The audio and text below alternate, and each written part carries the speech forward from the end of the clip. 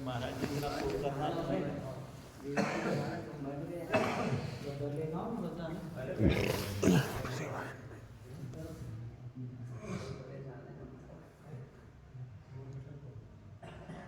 महाराज जी इतना ही सो बचाओगे।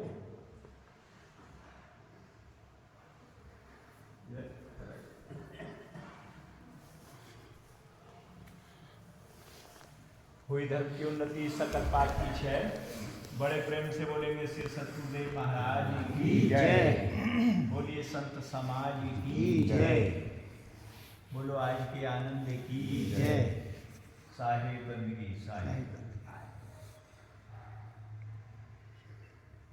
परम आदरणीय सभी संत भगवानों के चरण कमलों में विनती है कि सत्संग प्रारंभ होने के लिए जा रहा है।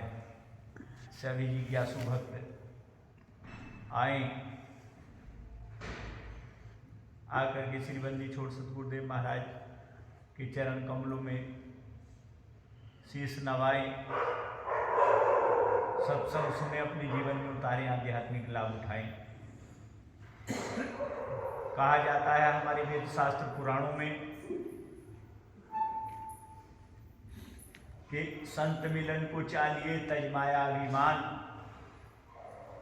ये जो जो पग आगे बढ़े सो कोटि एक समान।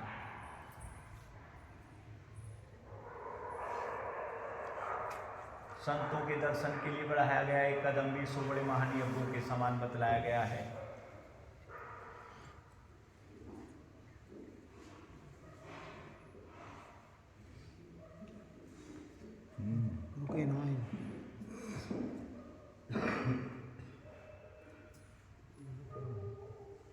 डंडा छोटा ज़्यादा लंबा है नहीं, लड़ जाए आनंद होना चाहिए।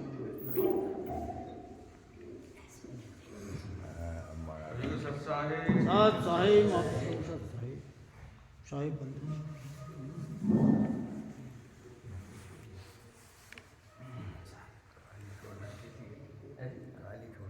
अच्छा अच्छा साहिब।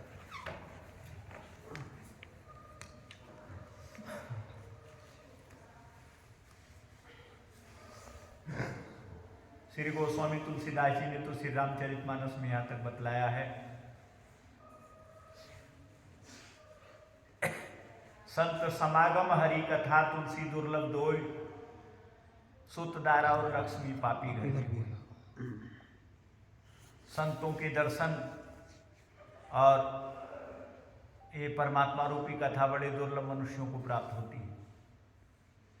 उन मनुष्यों को सत्संग रूपी ज्ञान प्राप्त होता है, मिलता है, जिनके जन्म जन्मांतर के बड़े शुभ संस्कार होते हैं। जिनके जन्म जन्मांतर के अच्छे संस्कार नहीं होते, उन्हें ये सत्संग रूपी कथा भी प्राप्त नहीं होती। ऐसे परम तीर्थों के, परम स्थानों के दर्शन भी नहीं होते। बतलाया है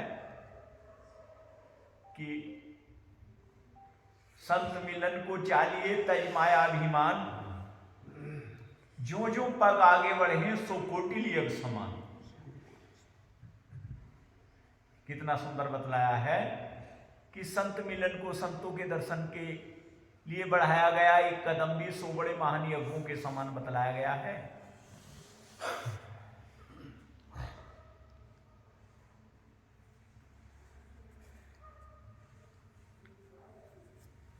संत मिलन को चालिए, ये नहीं लिखा कि किसी देवी देवता मिलन को चालिए, किसी तीर्थ स्थान को चालिए। गंगा यमुना के दर्शन को चालिए, काशी अयोध्या गया जी मथुरा वृंदावन को चालिए, अमरनाथ को चालिए, वैष्णो देवी या और किसी परम तीर्थ के लिए नहीं लिखा। काय के लिए लिखा है? संत मिलन को चालिए। अशोक जी क्यों लिखा संत मिलन को चालिए? बाकी इतने अच्छे परम स्थानों के लिए नहीं लिखा गया। ब्रह्मा मिलन को चालिए, विष्णु मिलन को चालिए, शिव शंकर मिलन को चालिए, देवी देवता मिलन को चालिए, परम तीर्थ मिलन को चालिए, लेकिन लिखा संत मिलन को चालिए। क्यों लिखा? कोई भी बतलाए क्यों अरविंद जी? जी क्यों लिखा है? संतों ने बचाया है ना संसार को। फिर कितनी सुंदर बात कही है कि यहाँ जीव कष्ट में है, यहाँ ये आत्मा कष्ट में है, और यहाँ संतों ने आकर के अपनी दया से, अपनी कृपा से, अपनी तप से, अपने सुमरन से इन जीवों पे कृपा की और इन्हें इस अंधेर नगरी से निकालने का सुंदर मार्ग दे दिया। इसलिए कहा संत मिलन को चाहिए। लेकिन हमारी हालत क्या हो गई यहां करके? तंधर सुखिया कोई ना देखा, जो देखा सो दुखिया। कि जिसने ये तन धारण कर लिया है उसे कभी कोई सुख प्राप्त नहीं हुआ। कोई एक भी बताए क्या ना, उस राजा को, उस रानी को, उस मनुष्य को, उस देवी को, उस देवता को, यहाँ करके उस संत को सुख प्राप्त हुआ? संत तो खैर है सुख दुख दोनों से परे। तंधर सुखिया कोई ना देखा, जो देखा सो दुखिया। जोगी दुखिया जंगम दुखिया, तपसी को दुख दूना। कहे कबीर सुनो भाई साधो, कोई महल ना सूना। कि कोई ये कह ही नहीं सकता मैं दुखी नहीं हूं।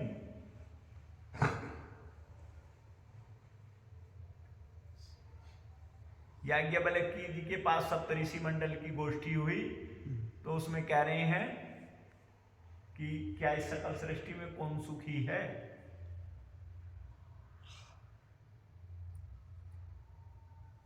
गरीब आदमी कह रहे हैं दीन कहेंगे धनवान सुखी। जो गरीब लोग हैं, निर्धन हैं, तो वो कह रहे हैं साहब धनवान सुखी। दीन कहें धनवान सुखी, धनवान कहें सुख राजा को भारी। धनवान कहें कि चक्रवर्ती सम्राट सुखी हो सकते हैं, हम भी सुखी नहीं। महाराजा के पास गए, महाराजा कहें सुख इंद्र को भारी। इंद्र के पास गए, क्या आप सुखी हैं? इंद्र कहे ना, चतुरानन सुखी। चतुरानन कौन? विष्णु ब्रह्मा जी। ब्रह्मा जी, चार शीशधारी ब्रह्मा जी सुखी हैं। ब्रह्मा जी के पास गए तो ब्रह्मा जी ने, चतुरानन कहे सुख विष्णु को भारी।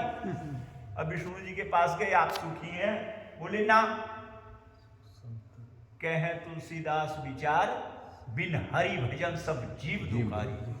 कि जिसपे ये सतगुरु का सुमरन है, जिसने किसी सच्चे सतगुरु की शरण जाकर के ये नाम का सुमरन कर लिया, वो तो सुखी हो गया। क्यों? वो बच गया इस संसार सागर से, उसे भवसागर पार जाने का रास्ता मिल गया, वरना यहाँ कोई सुखी नहीं। तुम्हें हमें अब इस जन्म की याद है, हम इसके लिए ही ताना बाना बुन रहे हैं। हमें शायद ये नहीं मालूम कि हमारे करोड़ों और वो खरबों जन्म पहले हो गए। हम ही कोई पशु भी थे, कभी हम पक्षी भी थे, कभी हम भैंस बिल्ली गाय गधे की योनि में, यानी कितनी बार हमने 84 लाख योनि, कितनी बार हम भूत प्रेत बने, कितनी बार हम पशु पक्षी बने मरे, बने मरे, जन्म लिया मरा, जन्म लिया, लेते लेते आज इस मनुष्य योनि में आ गए। और इस बार फिर यदि हम दाव चूक गए तो फिर हमें 84 लाख योनि में जाना पड़ेगा। और 84 लाख योनि में कितना कष्ट होता है वो उठाना पड़ेगा। यहाँ संसार में हमें माता पिता ने, आस पड़ोसियों ने, रिश्तेदार नातेदारों ने क्या सिखा दिया हमें कि भैया दिवस कमाया खाए के, रैन कमाई सोए, हीरे जैसे जन्म को कोड़ी बदले। ये जो हमें सुंदर शरीर मिला है, ये हम कोड़ियों के बदले ऐसे ही खो देंगे। कैसे? एक वृत्तांत है कि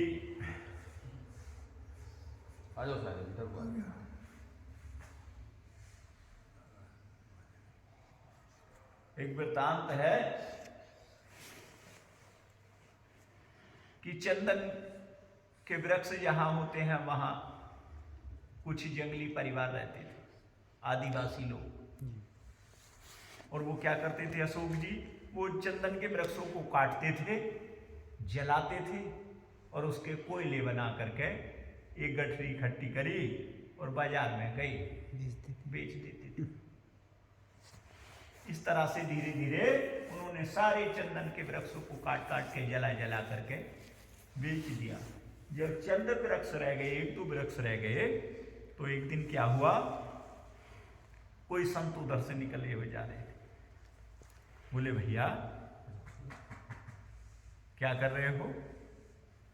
बोले जी हमारा तो यही कारोबार रोजगार है, चंदन के वृक्षों को काटते हैं और काट करके बेच देते हैं जला करके, और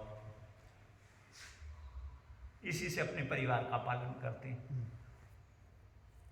बोले चंदन के वृक्षों को जला करके क्या मिल जाता है? बोला मिल जाता है 10-5 दिन के खाने का राशन पानी।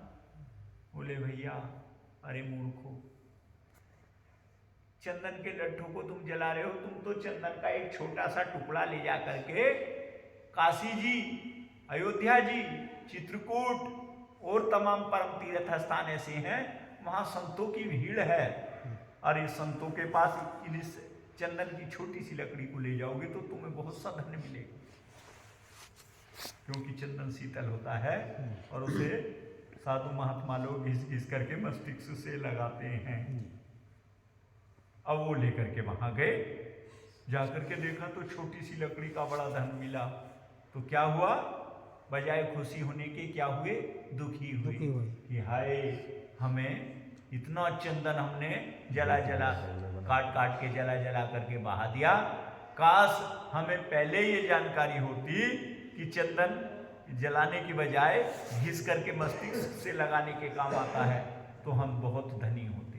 तो कहने का भाव ये है कि हमारे पास चंदन क्या है, ये जो हमारी श्वासें हैं ये चंदन के समान है, लेकिन किसी सच्चे सदगुरु की शरण में जाकर के हमने इन सांसों का यदि महत्व नहीं जाना, मूल्य नहीं जाना, तो हम भी इसी तरह से पछताएंगे, किस तरह से, जिस तरह से वो आदिवासी परिवार पछता रहा था कि सारे चंदन को जला जला करके कोयले कर दिए।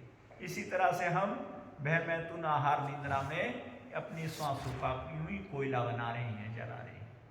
इसकी कीमत का हमें कब पता चलेगा, जब हमारी अंतिम दशा होगी, जब हमारा शरीर छूटने के लिए आएगा। हम कहीं माता को पुकारेंगे, कहीं पिता को पुकारेंगे, कहीं बहन भाई को पुकारेंगे, कहीं पति को पुकारेंगे, लेकिन तुम्हारा साथ देने वाला कोई नहीं होगा। कौन दे सकता तुम्हारा साथ? कि सच्चे सतगुरु की शरण रहे, जीते जी तर जाओगे, अन्यथा काल मृत्यु हो बेमौत मारे जाओगे। ये जो सुंदर उपवन है, ये जो सुंदर उपवन है, हरा भरा शरीर, ये कोमला जाएगा, मौत का तमाचा मुंह पे पड़ेगा तो माटी का खिलौना माटी में मिल जाएगा। इसलिए यदि बचना चाहते हो अरविंद जी, सो बचियो एक उपाय, एक ही उपाय है संसार सागर में बचने का, दूसरा उपाय नहीं है। कौन सा उपाय है? सार नाम, सतगुरु की शरण, सार नाम। देखो ये कह रहे हैं सार नाम, गुरु की शरणागत जाकर के उस नाम को बहुत जल्दी ले लो। सतगुरु की शरण में तो आ गए हम अशोक जी, और हमने नाम लेने में जल्दी नहीं करी, तो साहेब कह रहे हैं बिना नाम भीष्टा का कीड़ा, बिना नाम भीष्टा का कीड़ा। किसे कहें भीष्टा? लैट्रिन को, लैट्रिन के कीड़े के समान बताया है। अगर किसी के पास नाम नहीं है तो उस मनुष्य को जागट नाम न संचरे, जागट नाम न संचरे, तिसको जान मसान, जागट नाम न संचरे, तिसको जान मसान, और जैसे खाल लुहार की सांस लेत बिन प्राण। जैसे लोहार की धोकनी होती है, वो चलती है, हवा भी देती है, लेकिन उसमें प्राण नहीं होते। इसीलिए शरीर को बिना नाम के ऐसा बतलाया है। हम सब सतगुरुदेव महाराज की शरण में हैं। आओ बैठ करके एक प्रार्थना बोलते हैं। यह बंदी छोड़ सतगुरुदेव महाराज, आपकी शरणागत जो आ गया है, आपने उस पे जन्म जन्मांतर की कृपा की है, उसके विकार अवगुण, उसकी समस्याएं, उसकी परेशानी आपने दूर कर दी है। कब? जब कोई आपकी शरण में आकर के पड़ गया है। आज हम सब भी आपकी शरण में हैं।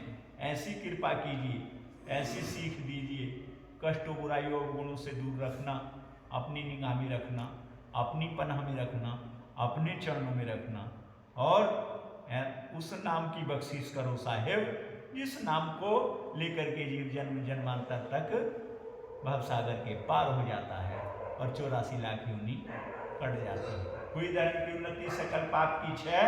बड़े प्रेम से बोलो श्री सतगुरुदेव महाराज की जय।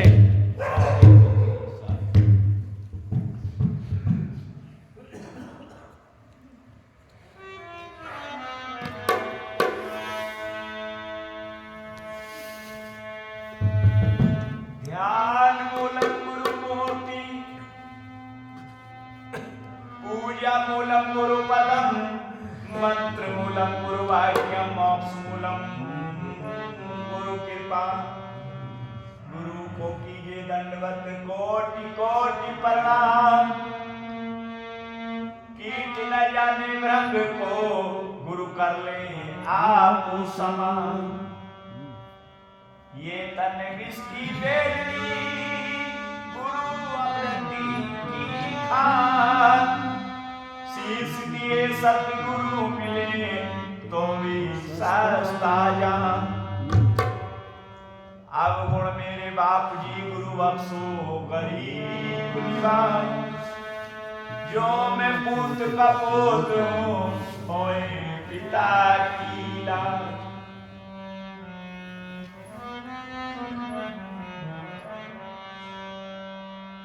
चरणों में तुम्हारे आग पड़े कबो दया करो।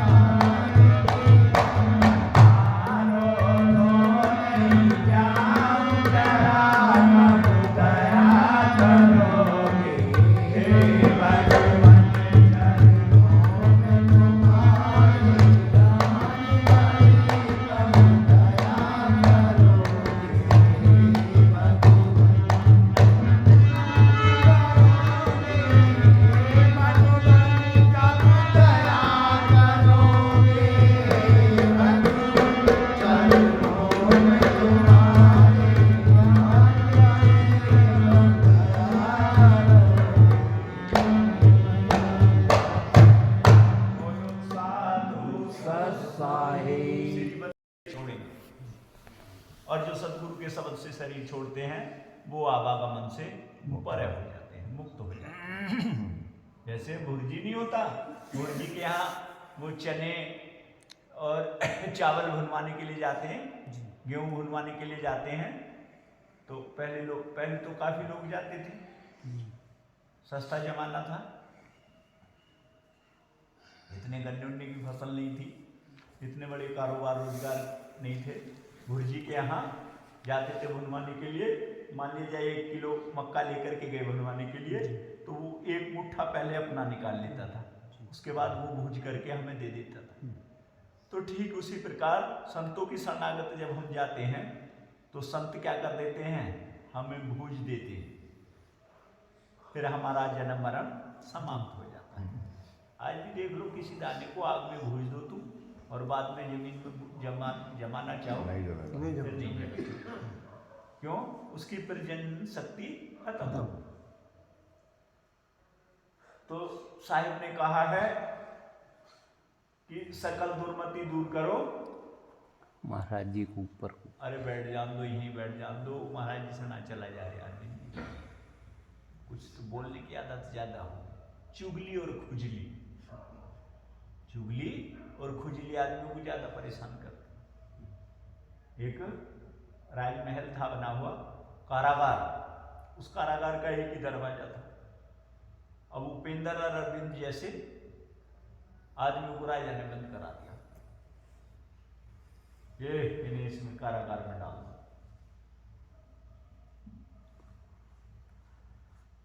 अभी कारागार में बड़ा कष्ट था, हजारों की संख्या में बंद थे कारागार में। तो वहां से शोर मचा रहे, बचाओ, कोई हमें बचाओ, कोई हमें कारागार से बाहर निकाल दो, मुक्त करो।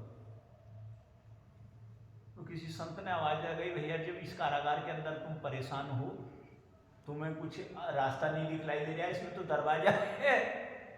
बोले हमारी आंखों में रोशनी नहीं है, हमें कुछ दिखाई नहीं दे रहा है। बोले भाई कोई दिखलाई नहीं दे रहा तो दीवार का हाथ रख लो और इस तरह से दीवार के सहारे सहारे चलो, जब दरवाजा आएगा तो हाथ से पता चल जाएगा। तो जितने भी अंदर बंद थे सब ने वो जो है ये हाथ रख लिया इस तरह से दरवाजे पे।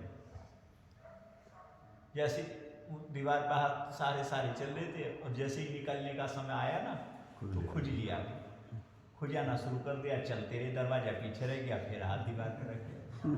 तो ये अरविंद जैसे उपेंद्र जैसे ऐसे ही ने कभी भी खुजली लग जाती। तो इससे चुगली से खुजली से दूर रहो, खाने पीने सोने जागने बह मैथुन आहार निद्रा में तो खूब जन्म बीत गए। मैं सच्चे पथ का राही हूं, मैं सच्चे पथ का राही हूं, कह सकता झूठी बात नहीं। ईमान बेच दे टुकड़ों में, ये अपने बस की बात नहीं। तो अपने धर्म ईमान को, अपने माँ बाप को संभाल के रखो। ये नहीं जेठ आंखों ने कहा इधर को देख लो तो उधर ही देखना शुरू कर दिया। इन पे जिसने अपनी इंद्रियों पे कब्जा नहीं करा वो कहीं पे किसी चीज पे कब्जा नहीं कर सकता। पहले अपने आप को एकाग्र करना सीखो। और जो एकाग्रता से सत्संग में बैठते हैं, जो एकाग्रता से सुमरन में बैठते हैं, उन्हीं का सत्संग सुमरन सफल है। नहीं बाकी तो खूब जनता आकर के बैठ के चली जाती है, कुछ समझ में नहीं आता। कोई ग्रहण ही नहीं कर सकता इस सत्संग को। तुम तो गृहस्थी हो, महात्माओं की समझ में बात ना आ रही, महात्माओं की समझ में बात। अभी पीछे भंडारा था, क्या कह रहे महात्मा लोग, अजी मेरा लिहाफ फट रहा हुआ, मेरा गद्दा फटा हुआ है, मेरा रंग बदल दो, मुझे पीली रंग का दे दो, मुझे काले रंग का दे दो। और कह रहे हैं भी महात्मा, एक भी लक्षण नहीं है महात्मा वाला।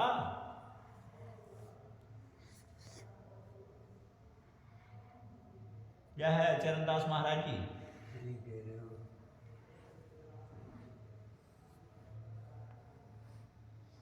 इनसे अच्छे पे तो तुम जाने को तैयार हो। तुम्हें कोई लोभ लालच तो नहीं है, चाहे तुम सेवा के लिए एक ही कदम उठा रहे हो। तुम सेवा करके खुश हो, ये सेवा करा के खुश नहीं। बताइए गृहस्थ बड़ा हो गया या सन्यास?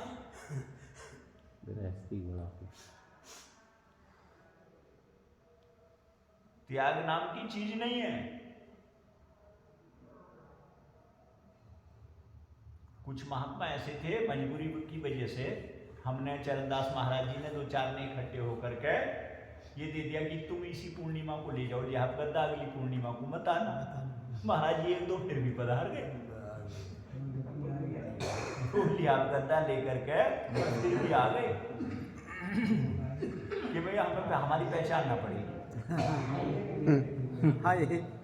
अब महाराज जी तुम यूँ कह रहे हमें क्यों बुला रहे हो जल्दी, हम इसलिए बुला रहे तुम्हें जल्दी। अब ये महाराज जी कह रहे तुम्हें 1-2 दिन पहले ही पता रह गया सारी बातों का। अरे करता है कर्म और कोई, पर काम और नाम और का चलता है। जलता तो है रोगन कपड़ा, कहने को दीपक जलता है। तो ये जो इतनी बड़ी नाव नौका चल रही है, इसे चलाने वाला तो तुम हमसे कहीं ऊपर है। हम तुम तो पुतले हैं, हम तुम गोटी हैं। खेल तो सारा पासे के हाथ में है। पासा कौन है? सतगुरु। जिस दिन ये बात समझ में आ गई ना कि सतगुरु है क्या, कहाँ है, उस दिन ही लापरवाही बंद कर दोगे। हाँ शब्द है, पासा चाहे जिसे जिता दे, पासा जिताएगा तो उसे ही।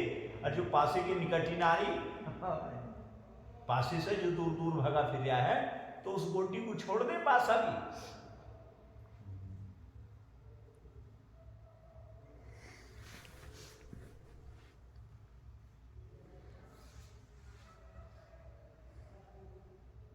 क्या करना है बिंदी, तैयार हो? अरे नहीं आता वो मदारी डूबी बजा करके और आकर के वो ये कहता है कि भाई है कोई ये जो हम एक पहलवान छोड़ने जा रहे हैं, तो जो इससे लड़ने के लिए तैयार है कोई? तो वो सामने बैठने वाला क्या कहे, हाँ जी तैयार है। तो काल से कल को तुम्हारी मुलाकात होने वाली है, कुश्ती होने वाली है, काल से मौत से कल को कुश्ती होगी, तो तैयार हो मौत से लड़ने के लिए, सब फिट है, 5 हथियार बांध रखे हैं तुमने। हाँ जी, बांधने की कोशिश तो कर रहे हैं। कोशिश कर रहे हैं, बढ़िया। और साहेब कह रहे कल करे सो आज कर, आज करे सो अब, पल में परला होएगी बहुत करेगा कब। किस बात के लिए कह रहे हैं?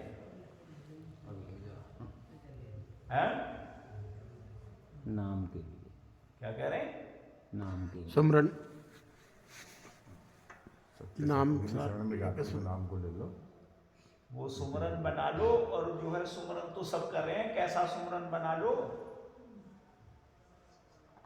सुमरन तो सब कर रहे हैं। अभी किसी से पूछ लो 10-10, 20-20 नाम सबकी याद होंगे, 10-50 याद तो मेरी भी नाम याद हैं। अरे राधे राधे, सीता सीता, कृष्णा कृष्णा, हरिओम तत्सत, तत्सत हरि राम, जय श्री ओंकारा, ओम नमः भागवते वासुदेवा, जय दुर्गे मैया, जय काली मैया, जय चमुंडा मैया, ओम नमः शिवाय। तो साहेब कह रहे हैं ऐसे तो कोटि नाम संसार में, ऐसे तो वेद शास्त्रों में किताबों में जाने कितने नाम लिखे हुए हैं, ऐसे तो कोटि नाम संसार में, 3 से मुक्ति ना होए। सार नाम जाने बिना उतरे पार ना कोई। हर महीने पूर्णिमा को समझाया जा रहा है गृहस्थियों को भी और साधुओं को भी। किसी को जरूरत ही नहीं है, होगा साथ में जो होगा। हमने तो लाल पीले लत्ते पहन लिए, हम तो खुद ही साथ नाम हो गए। है महाराज जी, ऐसा ही है नहीं कि हम तो अब खुद ही वो हो गए, खुद खुदा। और साहब कह रहे चेत सवेरे बाबरे ने, फिर कल पीछे पछताए, कल बहुत पछताना पड़ेगा। आज चेत जाओ, आज सावधान हो जाओ। काहे के लिए? नाम के लिए, नाम के सुमरन के लिए कहा जा रहा है। बहुत जल्दी कहा है कि पल में परलय होगी। परलय कहते हैं मौत के लिए। अगर कल को मौत आ गई और तुम्हारे पास नाम नहीं है तो क्या करेगी मौत? पकड़ करके वहां ले जाएगी 84 लाख योनि, डाल देगी, फिर फंसे के फंसे रह गए। और गुरु की शरणागत आए तुम निकलने के लिए, उभरने के लिए। तो संसार सागर में इस संपदा को नहीं दे सकता कोई।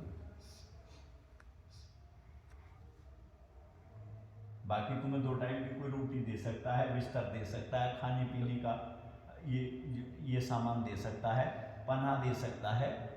पति पत्नी के, माता पिता के, ये भाई बहन के रिश्ते भी एक ही जन्म के तो हैं, चंद दिनों के। देहली तक पत्नी का नाता, घर की बैठक तक है माता, घर की बैठक तक पिता और माता, मरघट तक कुछ साथ ही जाते, वरना हम अकेला जाता। क्या किसी की चर्चा जगत में, क्या किसी की गाथा नहीं गया। अपना शरीर जिससे है पूरा नाता, 5 तत्वों का बना शरीर, ये भी शमशान भूमि में जल जाता। तुम किसके, कौन तुम्हारा, फिर जग में कौन सा सच्चा झूठा नाता, कहने सुनने के लिए फकत चालो चलन रह जाता। अगर इतने पे भी आज तुम्हारी आंख नहीं खुली और फिर मरते टाइम आंख खुलोगे। गठरी बांध बैठा है हर नाड़ी, जो साथ जाना है कमाया ही नहीं। बतलाया एक वाणी में,